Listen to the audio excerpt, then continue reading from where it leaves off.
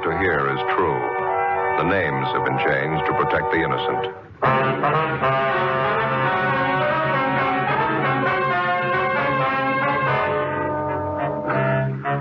You're a detective sergeant. You're assigned to traffic investigation, hit-run felony detail. An elderly woman and her 9-year-old grandson are struck down in a pedestrian crosswalk by a speeding truck. The woman is killed instantly. Witnesses fail to get the license number. The hit-run driver escapes. Your job? Find him.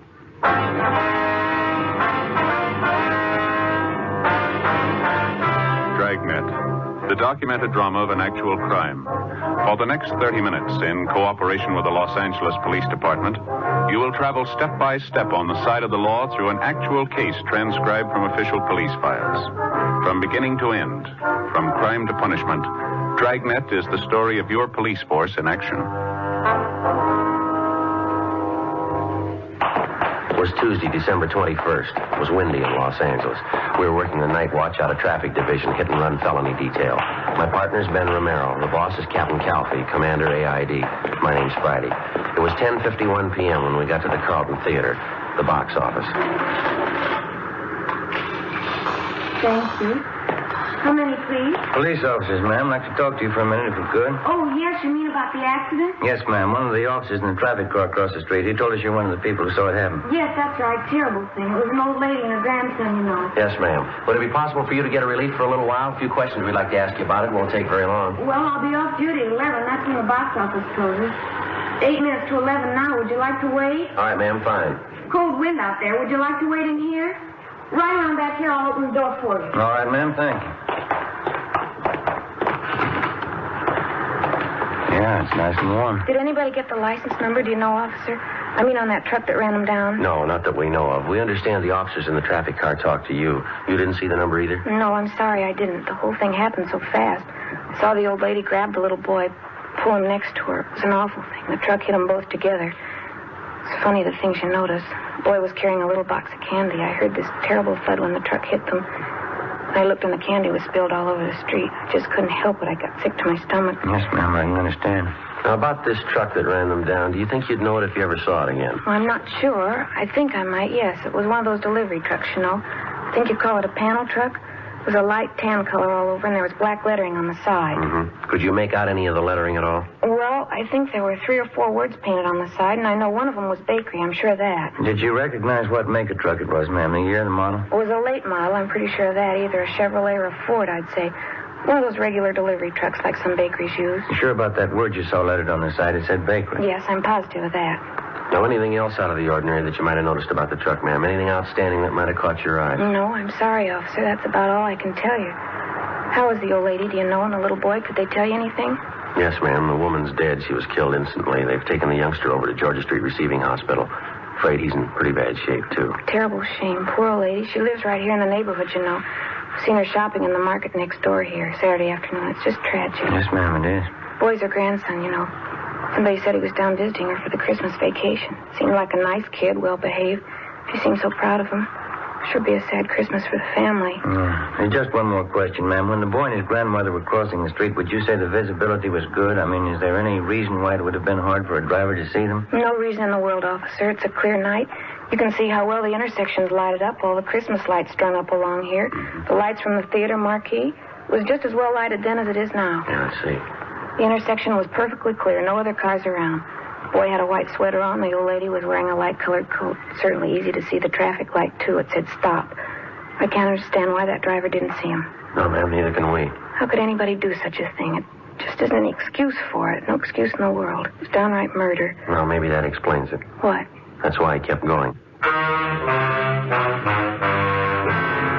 11:35 p.m. Ben and I finished interviewing the cashier in the theater box office, and then we called the office and had them get out a supplementary broadcast and an APB on the description of the hit-and-run vehicle. We went back across the street to the scene of the accident where the officers in the T-car, along with the crew from the crime lab, were finishing up their preliminary investigation. We interviewed 2 more witnesses to the hit-run accident, but they were unable to tell us anything that we didn't already know. When we got back to the office, we put in a call to Georgia Street Receiving Hospital, where they told us the 9-year-old boy struck down by the hit-run driver was still in a critical condition. The husband of the 64-year-old woman who'd been killed instantly was brought downtown to the morgue where he identified the body. The next morning, we got out a special bulletin to all garages, auto repair, and paint shops throughout the city to be on the lookout for a late model tan panel truck, black lettering on the sides with damage to the front end. 8:30 a.m. I checked with communications, and then I went back to the office. Hi. Just checked with Georgia Street, Joe. Asked him about the boy. The old lady's grandson, how's he doing? About the same. Critical condition. That's about all they'll say. That's a lousy shame. Communications get any kickback on the oil point yet? No, nothing at all. Did you get in touch with the crime lab? Yeah, they're not going to be able to help much. What'd they find out there? Anything at all? Just what we saw. A few small pieces of glass, probably from one of the headlights on a truck. They don't think they're going to be able to do much with them. There's not enough there to go on. That's the only physical evidence they got, huh? That's all. Might be able to tie it down a little tighter if we could find that panel. Yeah. You start checking on that bakery truck angle yet? McGowan and I called every bakery in town, got it pretty well narrowed down. There's only 2 companies that use tan late model panels for delivery trucks. Well? Only one of them uses black lettering on the sides of the truck. Other company says they use red lettering. Which one has the black? Got it right here. Outfit called Nielsen's Wholesale Bakery. They got a fleet of 173 trucks, all the same. Tan color, black lettering on both sides, late model Ford delivery truck. Mm-hmm. They tell you whether or not any of their drivers could have been making deliveries that time of night, 10:30, 11 o'clock? Yeah, there were about a dozen of them out on deliveries. More of them to account for than that, though. What do you mean? All their drivers are allowed to take the trucks home with them when they're off duty if they want to. Yeah. I'm afraid it's going to mean checking out every one of them, Joe. Well, we might as well get moving on it. They're going to give us some kind of a list to work with, are they?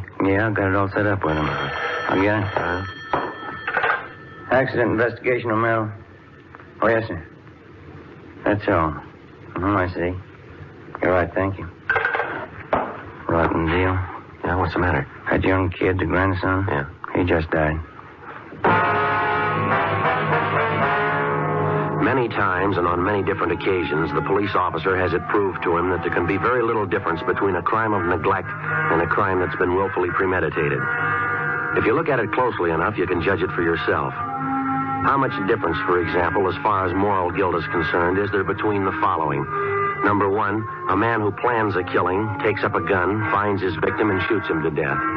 Or number 2, the man who thinks he has to look out for no one's welfare but his own, gets behind the wheel of a car, disregards the ordinary rules of safety, and proceeds to commit homicide with a motor vehicle. Oftentimes, the crime masquerades under the guise of an accident. Morally, no matter how you spell it, it adds up to murder just as surely as if the person had taken a gun and shot the victim down. The way it looked to us, the hit-and-run killing of the elderly woman and her grandson was a prime example. Wednesday, December 22nd, Ben and I began checking out the delivery trucks owned by Nielsen's Wholesale Bakery.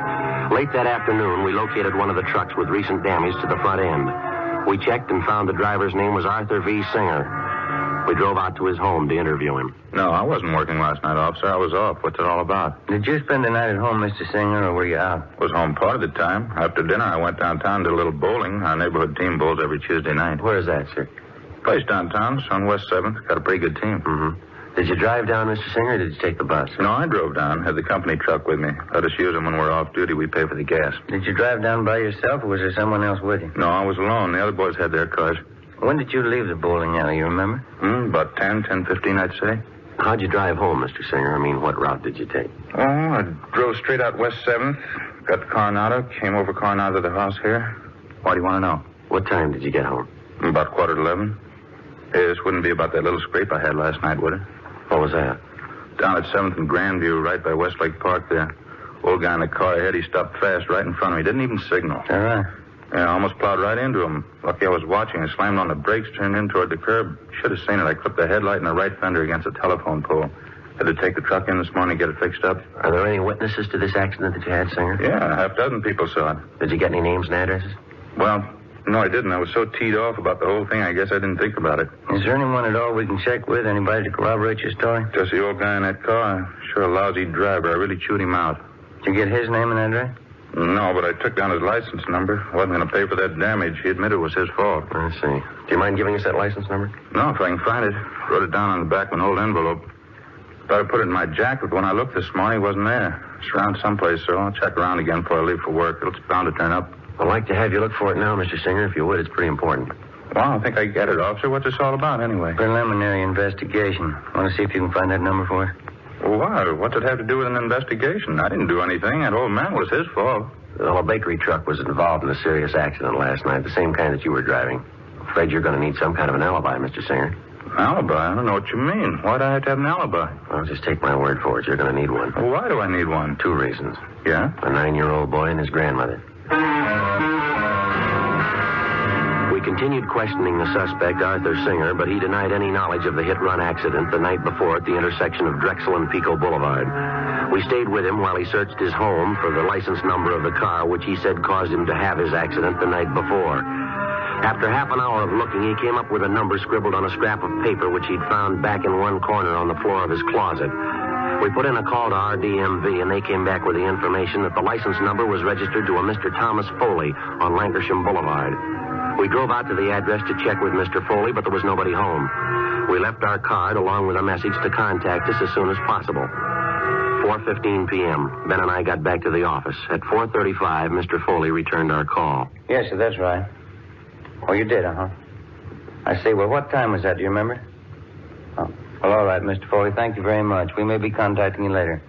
Right, bye. What'd you get? Thought this was starting out too easy. Why, what'd he say? Apparently, this Arthur Singer's telling us the truth. Mr. Foley says he did have a little scrape with a bakery truck last night. Described Singer as the driver of the truck. Well, what about the location? Is Foley pretty sure about that? Grandview and West 7. Says it happened about 10:35 last night. That puts Singer about 3 miles from the scene of the hit run. It's impossible, Joe. Yeah. If this Mr. Foley's right, Singer couldn't have done it. Wasn't anywhere near the scene. I sure thought he was it, didn't you?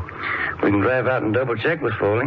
Can't think of any reason why he'd lie about it, can you? I guess I'll get it. Accident investigation Friday. Yeah, Ted. What? Yeah. Nobody, huh? Yeah, right away, thanks. It's moving a little fast. Got a piece of luck here. Who was it? Ted Zimmerman. He and McClendon are down the south end of town. Yeah? The hit-and-run truck. They think maybe they found it. 4:28 p.m. Ben and I left the office and drove to the south end of the city where we met with Sergeants Zimmerman and McClendon, a block from where the tan panel bakery truck had been located. As soon as the truck had been discovered, an immediate stakeout was placed on it. A code 5 was broadcast on the vehicle's location, warning all units to stay away so as not to discourage the suspect in case he decided it was safe to return and get the truck. Ben and I drove down the side street where the truck was parked and got a good look at the front end of it. The right headlight was damaged, and so was the right fender. While Zimmerman and McClendon remained on stakeout, Ben and I contacted the Nielsen Bakery people again, gave them the number of the truck, and they traced down the driver's name for us. He was listed as Daniel Miller. He'd been employed by the bakery for the past 3 years, and he had a good record. They told us this was his day off. 5:30 p.m. We checked at his home address, but his wife told us he wasn't there. She said that besides driving a truck for the bakery, he also had a part-time job at night. He worked as a counterman at a small coffee shop out on Wilshire Boulevard. We drove out to the coffee shop and interviewed him on the job. No, I'm sorry. I don't know where the truck is. I wish I did. What happened, Mr. Miller? Was it stolen? No, not exactly. A fellow that comes in here quite a bit, his name's Paul. Good customer. He borrowed the truck from me last night. Said he'd only be gone an hour. I haven't seen him since. Where does this man live, this friend of yours, Paul? Well, to tell you the truth, I don't know. Good customer. He comes in quite a bit at night when I'm working. Gotten to know him pretty well. He asked to borrow the truck for an hour. Didn't think much about it. Let him have it. Is there anything wrong? What's this Paul's last name, do you know? No, I guess I don't. Never thought to ask him, as a matter of fact. Guess they never had any reason to. About what time was it last night that you loaned him the truck? A little after 8 o'clock, I think it was. He said he wanted to take his television set over to a guy he knew and get it fixed. He told me he'd be back by 10 o'clock at the latest. You don't know where this man lives? You have no idea at all how to get in touch with him? No, I guess I don't, Sergeant. Why? You're in the habit of lending the truck to strangers? No, not usually. Well, what's your beef, anyway? What's this all about? What are your hours here at the coffee shop, Miller? When do you check in for work and when do you leave? I check in at 7 o'clock. I go a straight 5 hours to midnight. That's when we close out, midnight. Well, you worked that shift last night, did you? 7 p.m. straight through to midnight? That's right. Monday through Saturday. 6 days a week. That's the schedule. It's just a part-time job for me, extra dough, you know. My regular job is driving the truck for the bakery. Was anyone around last night when your friend Paul came in to borrow the truck? Maybe another customer, a waitress, somebody we could double-check with? Well, there were a couple of other customers in the place. Don't know who they were, though. Why do you have to double-check anyway? I haven't done anything. I loaned Paul a truck, that's all. Well, have you any way at all of proving you were here from 7 to 12 last night? Must have been some customers you waited on that you remember. Sure, there are at least half dozen, and they'll tell you I was here. I'd like to have their names and addresses if you don't mind, Miller. Yeah. Excuse me a minute, huh? Got a customer to wait on. Sure, go right ahead. Hi, Dan. I missed you last night. Hi, Fred. What do you have? Coffee, a couple of those donuts back there, powdered sugar ones. Okay. Yeah, me and the missus dropped in for a sandwich after the show last night. Looking for you. That's so? Yeah, about 10:30. Where were you, Dan?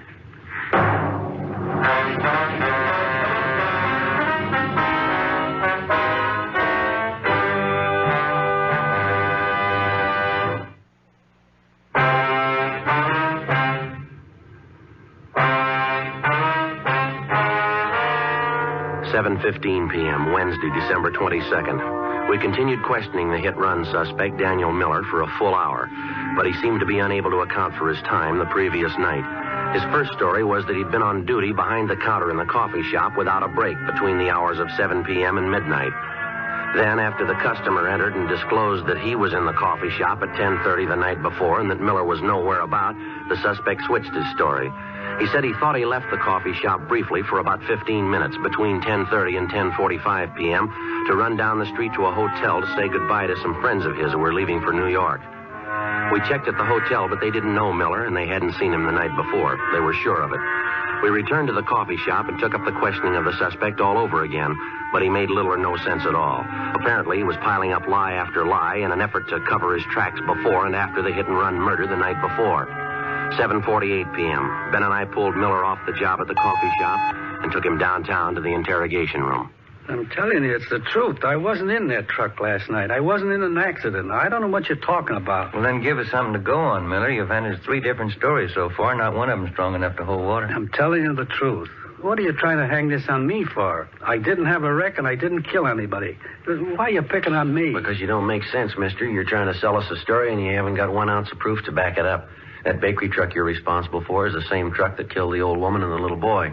Now, you come up with a solid story that we can check on, or you're going to be resting your back in the main jail. No wonder they call you cops dumb. I wasn't in that truck last night. Can't you get that through your heads? I wasn't in the truck. I didn't have an accident. Then prove it to us, Mr. Miller. That's all we're waiting for. Listen, call Bill Calder. He's a good customer. He was in last night, I think. He'll tell you. Go ahead and call him. He'll back up what I say. What's his number, do you know? Yeah, I got it. Yeah, right here in my wallet. Yeah, Bill can tell you. Yeah, here it is. Thank you.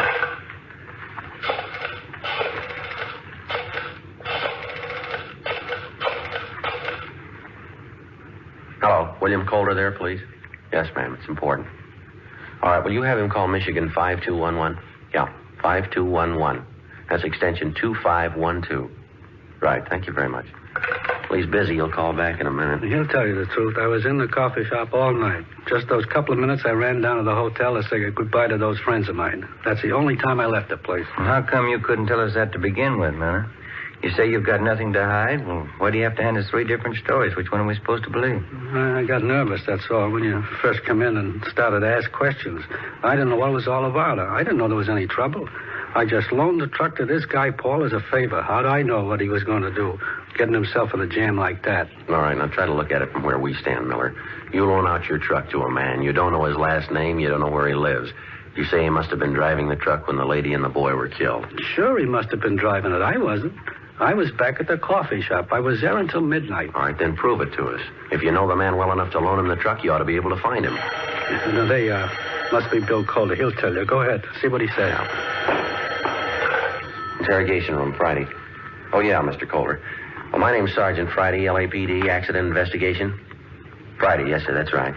Wonder if you'd tell me if you know a Daniel Miller? Mm-hmm. When's the last time you saw him? Do you remember? I see. The place where he works, the coffee shop? Were you in there last night by any chance? Did you see Miller in there? You're sure? Yes, sir. No, sir, that's all for now. Thank you very much. We're going to contact you later on. Thank you. Goodbye. Well, how about it? He told you, didn't he? That enough for you? He says he hasn't been in the coffee shop for 3 days. 9:45 p.m. Our interrogation of the hit-and-run suspect, Daniel Miller, went on. At his suggestion, we called half a dozen people who he figured might substantiate his alibi, but none of them were able to. Miller continued to deny any knowledge of the hit-run killing, but he still couldn't account for his whereabouts at the exact hour the 9-year-old boy and his grandmother were run down. The time element especially didn't work in his favor. Nothing worked in his favor. 11:30 p.m. Ben and I took Daniel Miller over to the main jail where he was booked in on suspicion of 480 V.C. The following afternoon, his lawyer obtained a writ, and he was released from custody. The writ was returnable in 5 days.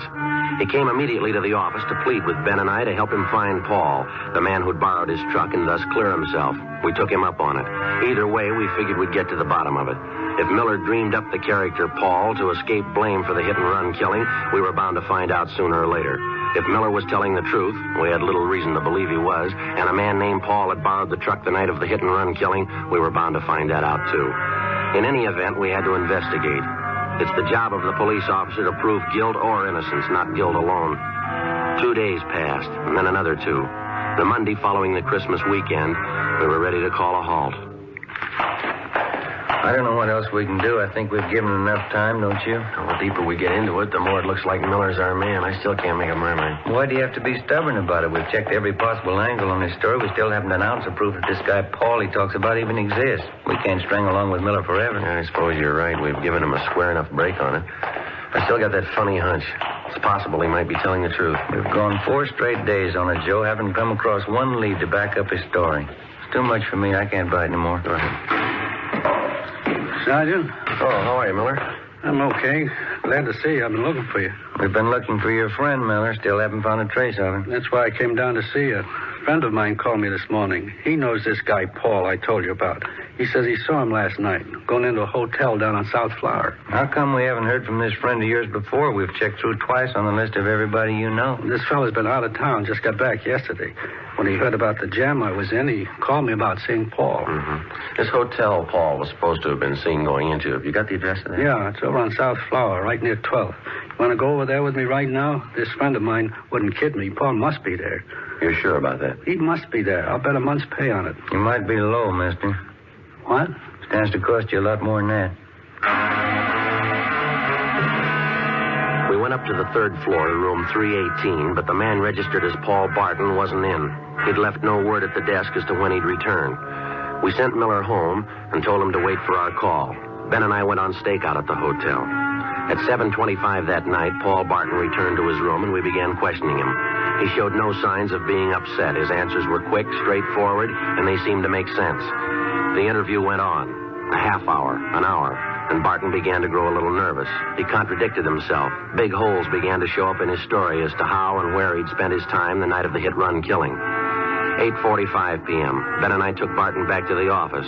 We found Zimmerman in the squad room and had him phone Miller at his home and ask him to come downtown as soon as possible. Meantime, we checked Paul Barton through R&I, and then we took him to the interrogation room where the questioning went on. You're a little mixed up about that, aren't you, Mr. Barton? I thought you said you went to that bar downtown about 10 p.m. and then you went to visit at your sister's house. Now you tell us you went to your sister's house first and then you went to the bar downtown. Now, which is it? Well, that's getting a little high-handed, isn't it? Why do I have to account for my time to you? If it wasn't important, we wouldn't be asking you. I think you know that. Well, I don't know anything of the kind. You're trying to take advantage of me. That's the only impression I can get. I think I've answered enough of your questions. I'm going back to the hotel. Just a minute, Barton. There's one more thing. Yeah? Last time you were arrested for a traffic violation, you want to tell us what the charge was? What? I think you heard me. Well, that was a year ago. I was driving a little too fast going out Beverly Boulevard. And what's that got to do with it? Our record bureau says the charge was for drunk driving. Your license was revoked, isn't that right? Well, so what? I haven't been driving. I haven't been near a car. What about last Tuesday night? Huh? Last Tuesday night, did you do any driving then? No, of course not. You sure about that? You're not trapping me. I answered all your questions. I'm No, getting you're out going of to here. stay right where you are, mister. Stay put. Ben, you want to check next door, see if Miller's come in? Yeah, okay. You can't make me stay here. It's illegal. You got nothing to hold me on. All right, then there's nothing to worry about. This won't take very long. We got a man by the name of Miller coming in. He says he thinks he knows you. Miller? I don't know any Miller. Nice going, Paul. Where you been? I said, where you been? What'd you do with the truck? Here, grab him, Ben. Grab him. Yeah, I got him. Okay, all right. Now, let me go. Let me go. Settle down. Come on, mister. Settle down. I didn't do a thing. Well, look, you can't prove it. You can't prove I did. They're going to prove it, Paul. I'm going to help them prove it. You sure been a real good friend. But give me a break, Danny. I didn't mean it. Honest, I didn't mean it. I loan you the truck. You get boozed up. You run down the little kid and the grandmother. Then you take off and leave me holding the sack, like I did it. Well, I didn't mean it, Danny. It was an accident. I wasn't boozed up. Yeah, you're a real good friend. I hope you get it in the neck. I hope you get it with both barrels. Look, Sergeant, it's not true. I wasn't boozed up. I only had 2 drinks. Now, believe me, that's all I had. Yeah. I couldn't have been drunk. It doesn't affect me that way. 2 drinks never hurt me. A couple of drinks never hurt anybody. They killed a little boy and his grandmother.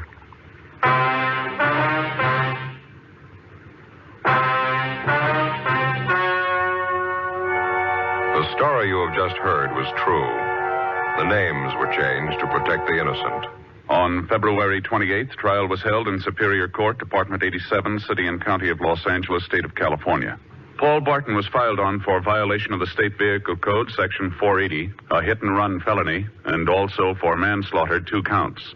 He was convicted only for Section 480 and received sentence as prescribed by law. A hit-and-run felony is punishable by imprisonment in the state penitentiary for not less than 1 nor more than 5 years.